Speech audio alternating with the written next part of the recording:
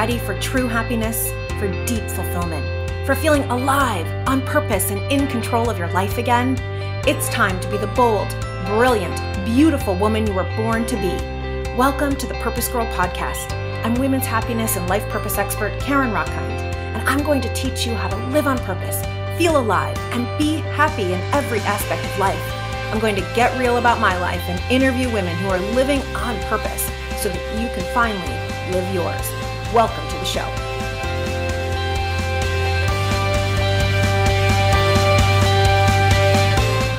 Have you done 23andMe, the genetic testing to learn more about your heritage?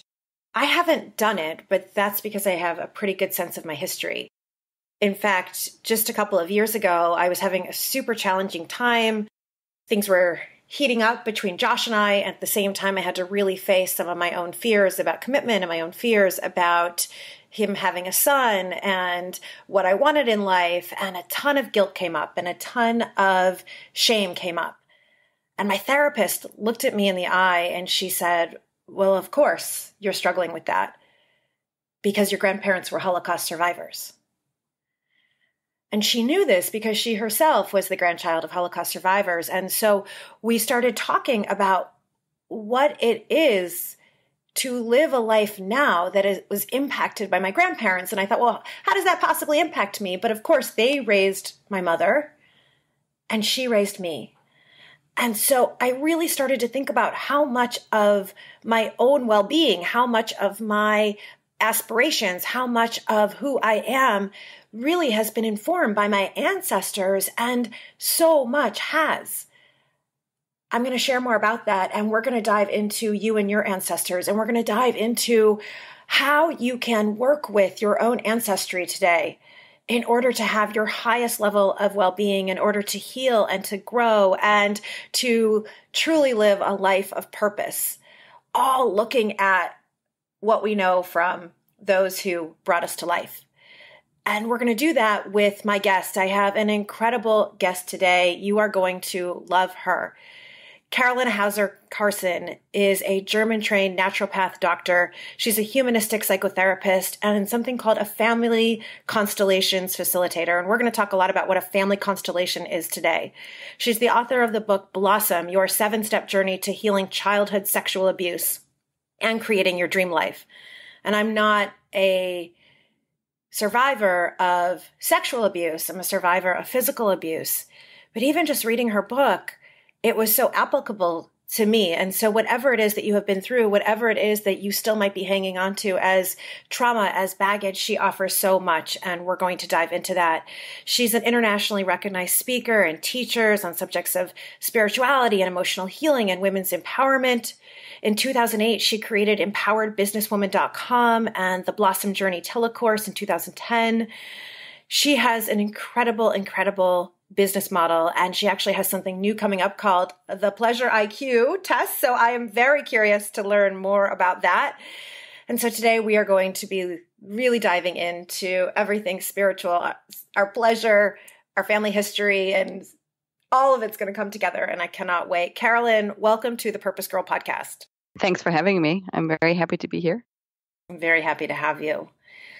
So reading your book, so much of it resonated for me because as you shared your story in the first chapter, of course, you have German ancestry and heritage and what comes along with that. And my grandparents were Austrian and Holocaust survivors.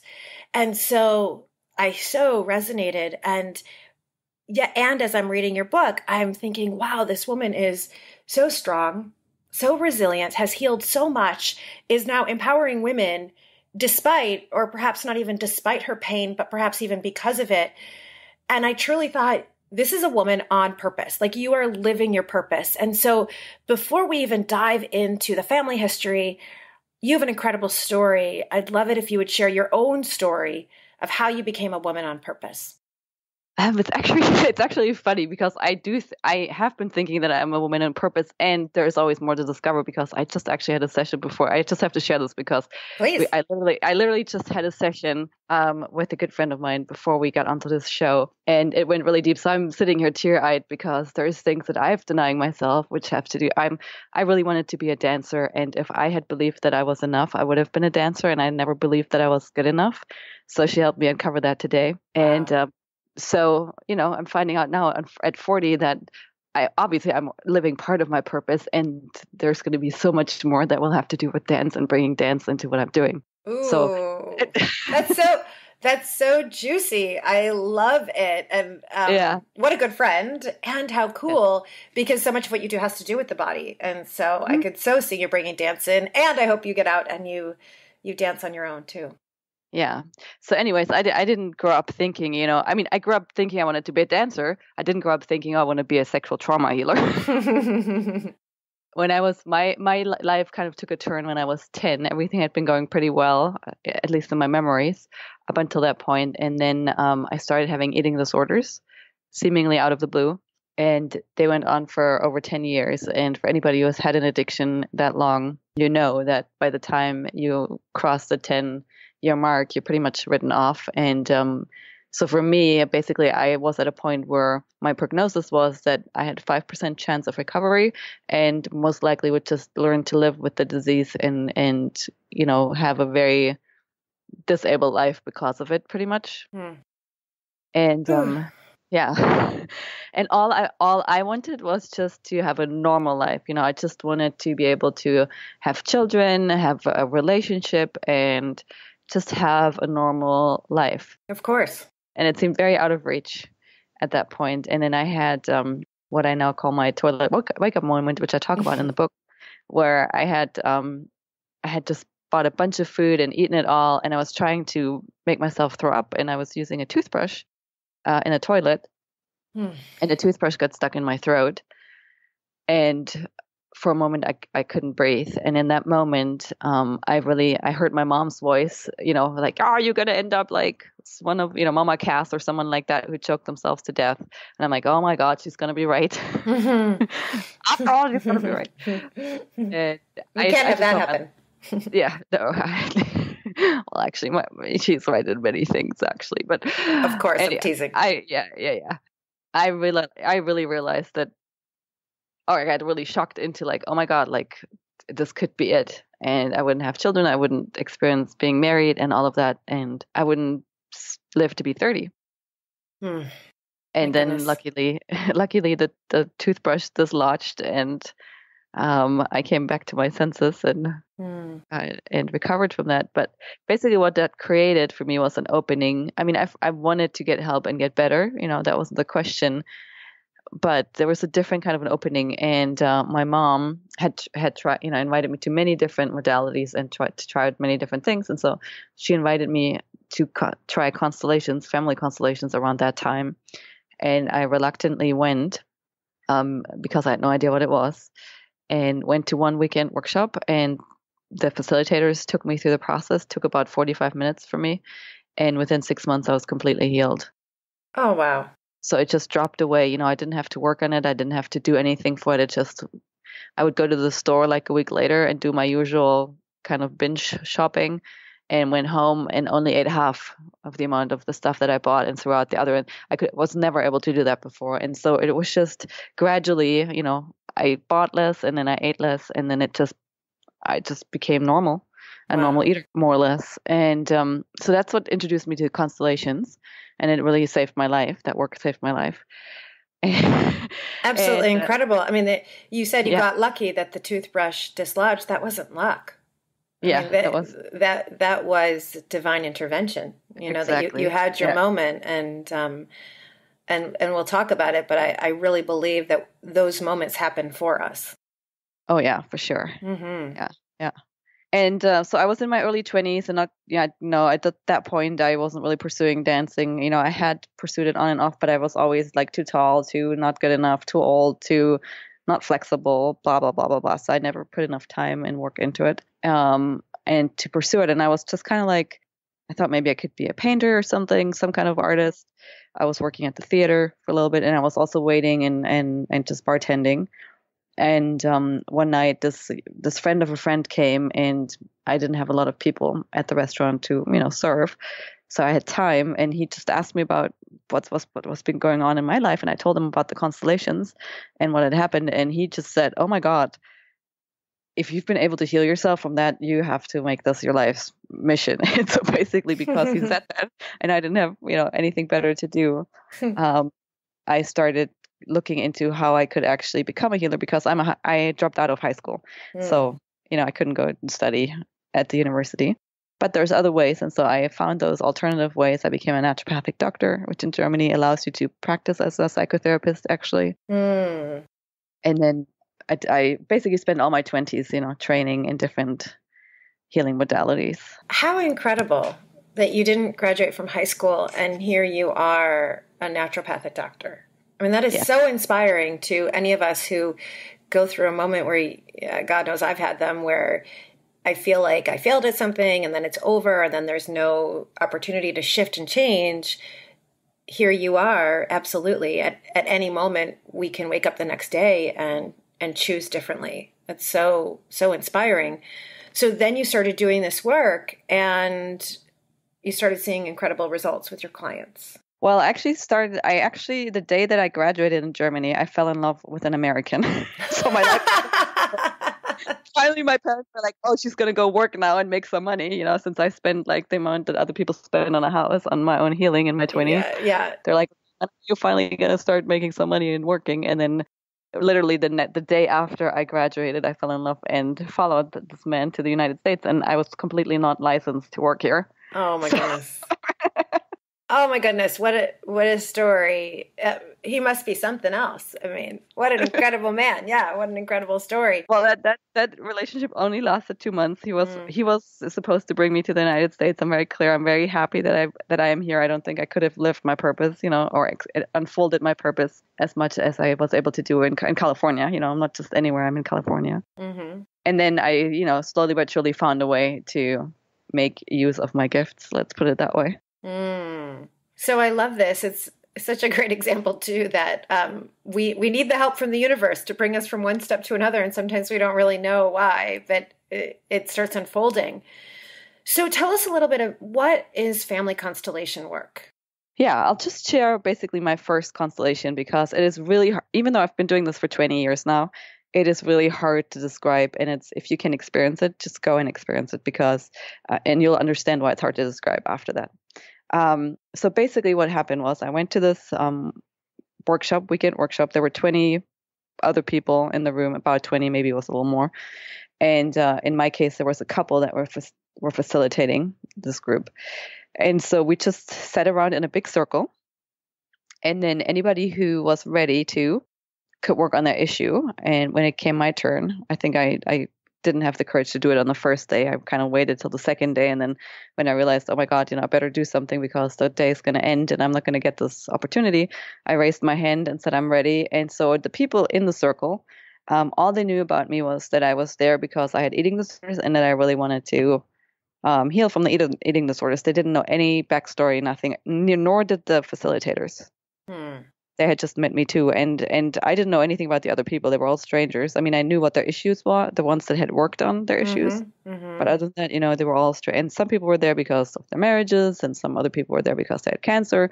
So, and everybody was twice my age, pretty much. So, it was very intimidating. And then when it was my turn, and I had said what I was wanting to work on, the facilitators just asked me to pick people from the circle and ask them if they would be willing to represent for my mother, my father, my siblings, and the eating disorder. So the facilitators basically determine which elements need to be in your constellation. And the reason why it's called constellation or constellating is it has nothing to do with the stars and the sky and the constellations. It has to do with putting things into a spatial order. Unfortunately, the German direct translation is not into English, did not go very well. In German, it means something very different. The word constellation, but in English, it means both. So anyway, so they asked me to ask these strangers if they would represent for my family. And then I would ask them to get up, and then I would take them kind of by the shoulders and place them in the room, all 6 of them basically, and one for myself also. That's why I was 6. And so it really has to do with taking your inner picture and using other people or things to represent the pieces of your system. It could be your family system, it could be your physical system, your body, it could be, all kinds of things. We're all connected. And so basically... So you had people representing you and your family, and then you're watching them interact. Is that it? So as if you're having... It's almost like an out-of-body experience. It's like surreal, it would seem. It's not so much because it really makes sense. It's just more of a confirmation for a lot of people. And so they're not just interacting randomly, right? The facilitator's job is to ask specific questions and hold the space, so that normally, when you start a constellation, the picture is very disjointed. The people aren't talking to each other. Some might be feeling very, very bad physically also. And so the facilitator's job is to kind of like extract from everybody how they're feeling, and to see where the energy is really stuck and what went wrong in the system, why the energy isn't flowing and why the system is so disjointed, and find the right words that these different parts need to say to each other so that the energy can flow again and that healing can happen. And so part of what came out of my constellation was that I had been thinking that this thing was trying to kill me, right? I was fighting it and fighting it and fighting it. The eating disorder. Yeah. And what came out was that it was actually the thing that kept me alive the whole time. Yeah. And so it shifted the whole dynamic, Yeah. How did it keep you alive? Say more about that.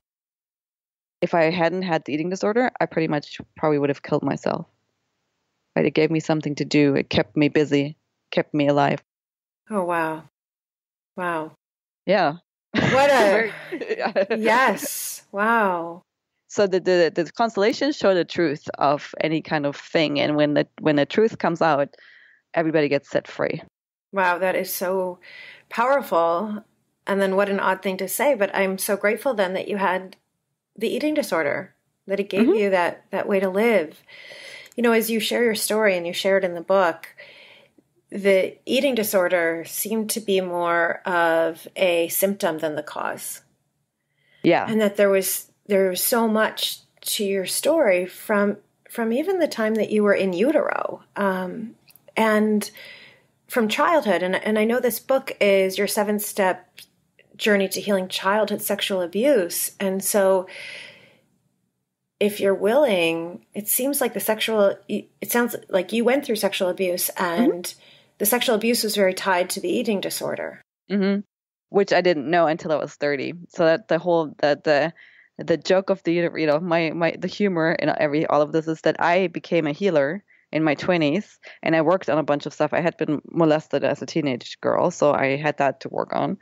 But the eating disorders had started when I was 10, and to my recollection, I had a golden childhood up until that time. And then my parents split up, but I was 12 when they split up. So it never made any sense why I got the eating disorders at 10, until when I, in my early 30s, had my daughter was turning 3. And with her turning 3, my memories got triggered and everything started making sense. And that's when I wrote the book and took everything that I knew about healing and created a healing journey that I took myself and a group of other women on. Because it very much felt like, why would I have spent 10 years learning about healing if I wasn't meant to do this for more than just myself? Yeah. So in the book, you describe the multiple ways that you were abused. And it's something that sadly and unfortunately is so common, right? I mean, we see now so much with the Me Too movement, and it's triggering, I think, for a lot of people to remember what did happen to them when they were younger, or whatever age that might have been, or to realize what's happening right now in their lives. And you have a moment in the book that really struck me, and it was a moment when you were saying about your grandfather who sexually abused you. And you were saying that you have gratitude for him. And that just really, my whole heart just opened, and I had a moment I think, putting down the book. I was speechless. So how do you go from being abused by someone? And I know it took me, my abuse happened when I was in high school with my first love. And I spent 25 years being angry, actually being angry and being desperate, right? Still loving this person and not even realizing how much I did. And had to go through my own process. How do you go from, and for anyone out there who's listening and they find that, they're hanging on to some sort of past anger or certainly shame, but towards someone else, not letting go of a grudge. How do you get to a place of gratitude with your grandfather? Well, first of all, when I started to remember, I was expecting to get in touch with anger and have some anger come up. And I did a regression session with somebody to help me, just get in touch with the emotions and so forth. And for me, to my surprise, my main feeling was not anger, it was confusion, utter confusion. Because and it's so funny that we're talking today, because this whole dance thing, my grandfather was the one who supported my dancing, and nobody else in my family did. Oh wow. And so it's like we talk. Yeah, it just shows everything is so layered, right? Yeah. So here he was the one he was your biggest cheerleader and support. He loved you so much, and then didn't have then crossed a boundary. So that's where it gets so mixed up, and so exactly. So for me, the biggest emotion to deal with was this confusion. And so my gratitude, there was I never had to deal with the anger. I was just very confused and sad, obviously. And, my grandfather's story, you touched on it. Yes, I am German, but my grandparents actually lived in Yugoslavia at the time. And so they were persecuted as Germans by the partisan, the Eastern communist culture, basically, and put in internment camps for 10 years and went through horrific things. And my grandfather ended up being an alcoholic, right? That's why also what happened partially because of the alcohol. Sure. So for me, I kind of always knew his story, and I always felt for him. And when I did a constellation around the sexual abuse, actually what came out was that my soul tried to say, you can do whatever you want with me. I just would like to make it better for you because you had it so hard in life. Right. So that's the truth. Wow. Because I could have said something, I was only 3, but I could have said something and I didn't. Well, this is really powerful and profound. Yeah. This idea that our souls experience exactly what they need to, almost like what they agreed to. There's something called soul agreements that you're probably familiar with, and I don't know, all of you who are listening, how much you're familiar with them, but this idea that before coming to this planet, our souls are traveling in packs with other souls and make agreements with one another. And perhaps in one lifetime you were lovers, and then in this lifetime you've promised each other because of that you're going to play a different role, or you're going to take the heat in this lifetime because in the last lifetime your loved one did. Right. Yeah. So the gratitude comes from knowing that for me, part of my journey in this lifetime is to learn about power, my own power, and fulfilling my own purpose. And obviously I needed my grandfather to play that role for me to learn about my own power and learn how I can take it back. And how, to see how I give it away and why I give it away. And then also with that, to know how I can actually empower myself and stay in my power. Yeah. So absolutely.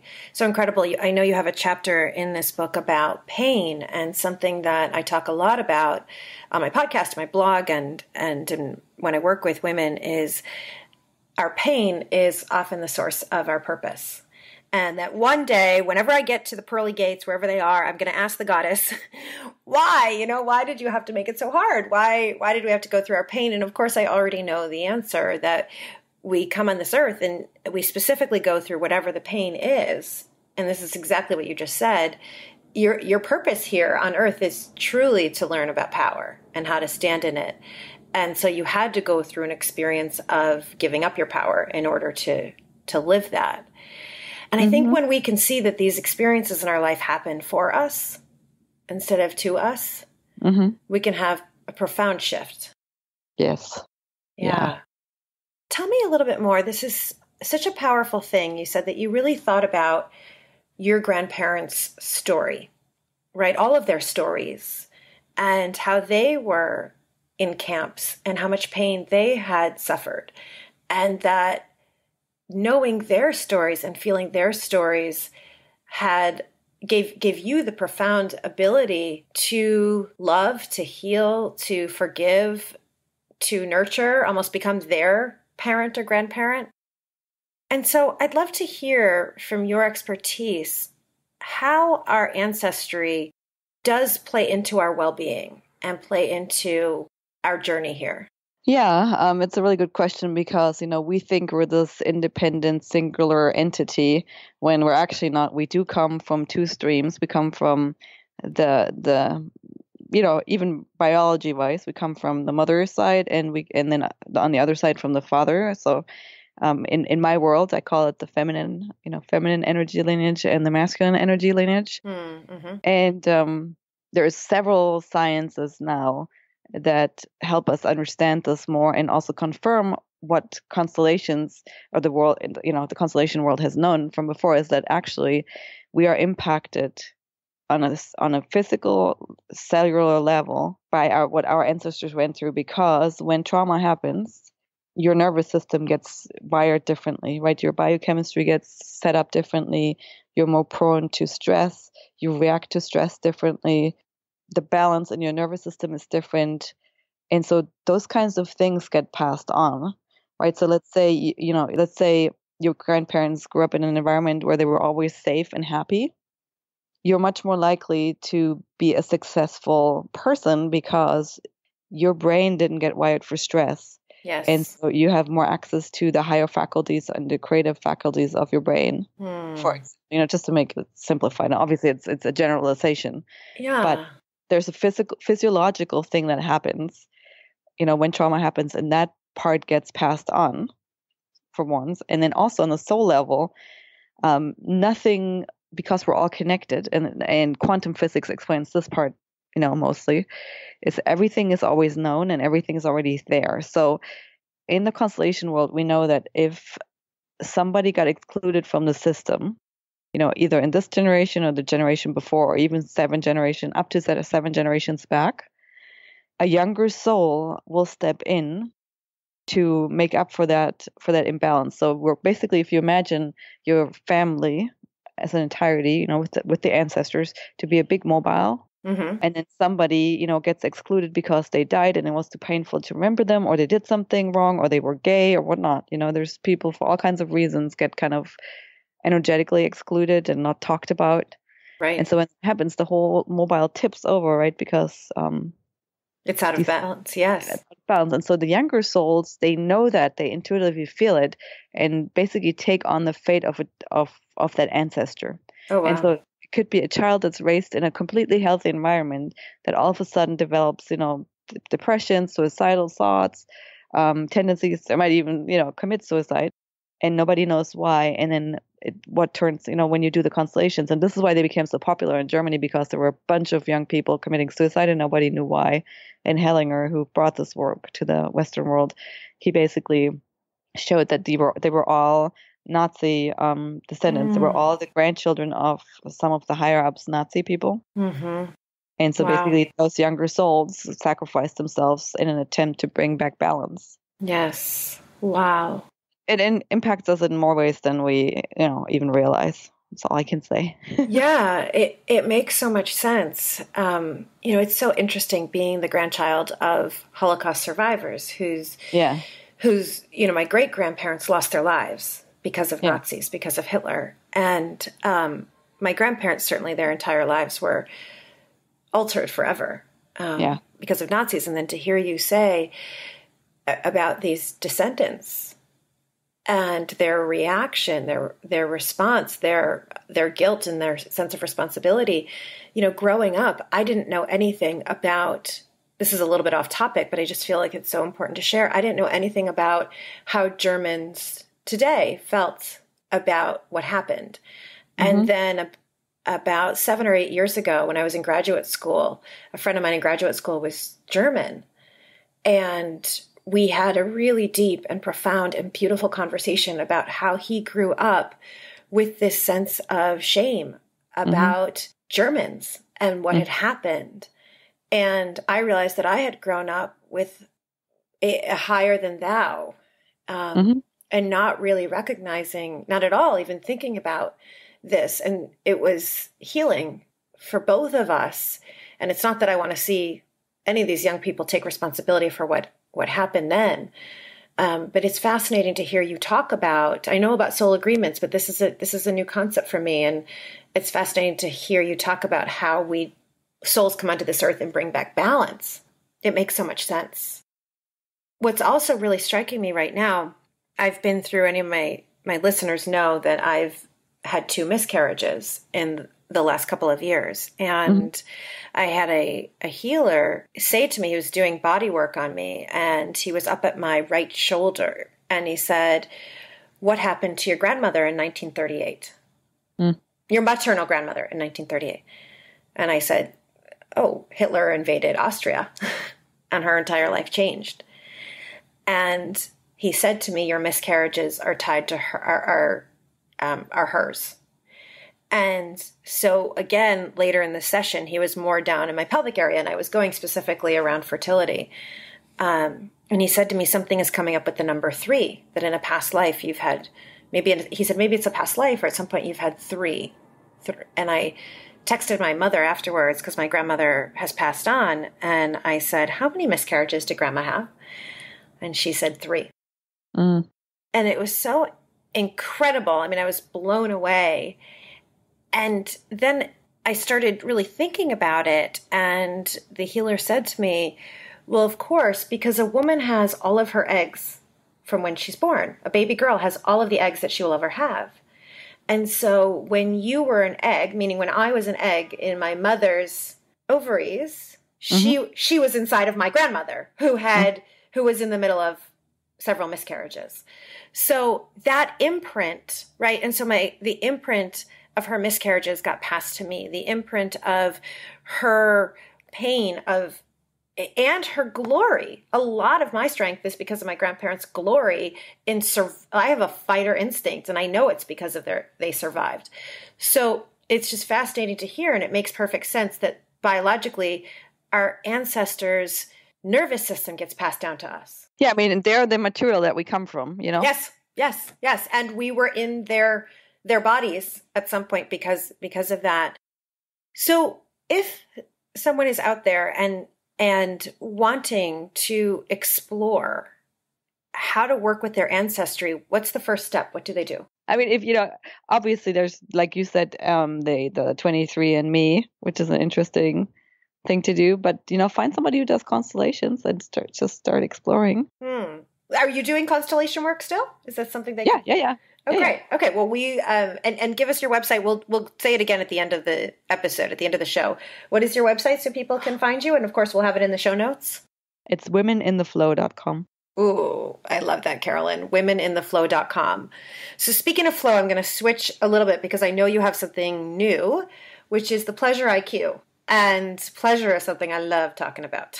So my theory on how a woman becomes her happiest, most purposeful self is that we are a whole woman, everything from our sensuality and pleasure to our pain. And so just tell us a little bit about the pleasure IQ. So basically, fast forward, I did my 20s and then my early 30s. And then in my mid 30s, I had a second child and didn't sleep much because of having 2 children and a lot of stress. We're financially really struggling. We had to go through bankruptcy. And so I ended up on the couch with adrenal burnout and chronic fatigue, basically. Oh, wow. So it was kind of like a second breakdown. It wasn't, like a breakthrough, like in my toilet moment, but it definitely was a breakdown moment. And in that breakdown, I actually left my body this time. It was so painful to not be able to have energy. And my husband at the time had come home and I told him I can't do this anymore. And he just said, "Well, you wanted to be a mother." And with him saying that, I had it and left my body and hovered under the ceiling. And all of a sudden this voice said to me, "Well, your work isn't done." And I was sent back into my body. And for 5 days, I was in a complete space of harmony where I could actually see how I had gotten myself into a state of complete negativity.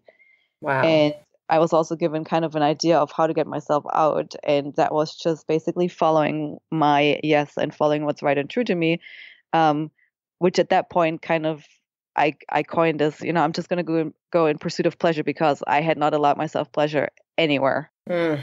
I had not married out of joy and love. I had married out of getting pregnant and being good enough, being compatible enough. Mm-hmm, And mm-hmm. I wasn't allowing myself to live my purpose. I mean, I wasn't allowing myself pleasure in any area, and I was 34. Wow. And so that became the pursuit of pleasure.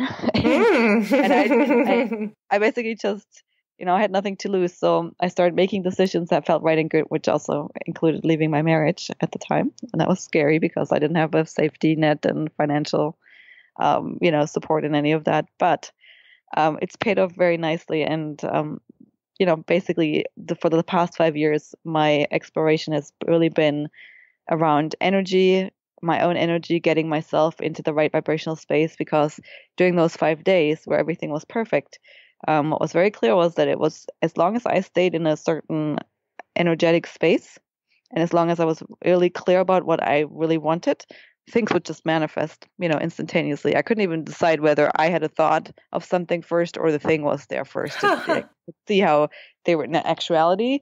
It's like there's no time difference. What you Wow. want once you and it's already here, really, like for real. Right, right. It's when we are in that state. I mean, this is so powerful. You literally left your body when we're in a state of total clarity and that positive belief and knowing, trusting ourselves. It really does start to manifest. And this sounds like a bunch of woo-woo to a lot of people. It's Yeah. amazing when it starts to happen that the only thing that's really getting us in our own way is ourselves. Mm-hmm. So, what is the pleasure IQ? So somebody's pleasure IQ is basically someone's level of ability to allow pleasure in all areas of your life. And most of us have a very low pleasure IQ Hmm. and a very underdeveloped pleasure intelligence, basically. And the system that I've developed to help people to have a higher pleasure IQ has to do with releasing shame and guilt, integrating the feminine and masculine, really being able to connect to your core sexual energy and having that part healed, and then also knowing what to do and how to maintain a high vibrational state, basically. Hmm. Wow. There is a lot we could talk about there, and we're Yes. almost out of time. This is so beautiful. So you may have to come back and really dive into the pleasure IQ. It's been a journey that I have been on for the last couple of years. I had this aha moment, I suppose one of my out of body moments, when I remembered that I'm a wild woman and I wasn't living that way. And so I've been on an exploration of pleasure and what sensuality is to me, and sexuality and just joy. And this is so necessary. It's so, so, so necessary, Carolyn. This is so important. So where can people find out? Is it a test? They can take the pleasure IQ and find out how they're doing? Yes. Okay. Mhm. And where can they find that? It's on womenintheflow.com on my website. Womenintheflow.com. And then once they take the pleasure IQ, then what? The two gifts that I'm also giving on my website have to do with really learning what your yes feels like in your body, because your body always knows. And then also knowing how to basically get yourself out of the funk, when you're in a low vibrational space or when you're not feeling good, what to do to, because it's not about suppressing and ignoring those emotions, but to using them as a fuel for transformation. And so those two tools are on my website as well. Oh my gosh. So yummy. So good. Thank you. Yeah. Okay. And so anyone out there, I know I'm going to go take my pleasure IQ. I hope I'm doing better than I did before since I started this exploration. I imagine I will. And anyone out there, I would love to hear from you on what is your pleasure IQ and what it is that you're going to do to start saying yes to yourself, because that's what we need to do. And of course, before we sign off, Carolyn, I have this little game I love to play with all of my guests, and it's called the Purpose Power Up Play Round. And basically, I'm just going to ask you a few questions, and they're very quick questions. So whatever is the first thing that comes to your mind is the right answer. Are you ready to play? Okay. Sure. Okay. You're like, oh no, what did I get myself into? Okay.